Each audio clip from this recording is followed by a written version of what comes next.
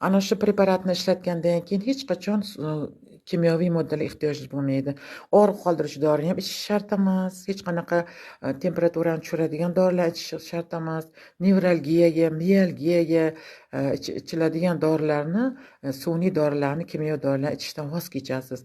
Bu dorini ishlatgandan keyin qabziyatni davolaydi, oshqozon ichakdagi kislotali muhitni joyiga tushiradi. Bu jigar, o't yo'llarida, hazm organlarida ovqat hazm qilishni yaxshilaydi. Ayniqsa o't yo'llarida og'riqlar yo'qoladi, jigardagi muammolar tozalanadi, asab tinchlanadi. Og'riqlar umuman birinchi olganda og'riqlar yo'qoladi. Og'riqlar har xil og'riqlar, mana masalan grijadan bo'lgan og'riqlar bor, polartrit bor yoki bo'lmasa osteoporoz, mana shunaqa bo'g'im kasalliklar og'riqlarida judayam yaxshi foyda beradi. Men buni foydasini bildim. Ehtiyoj boshqa doriga qolmadi. Faqat shu dorini ishlataman men.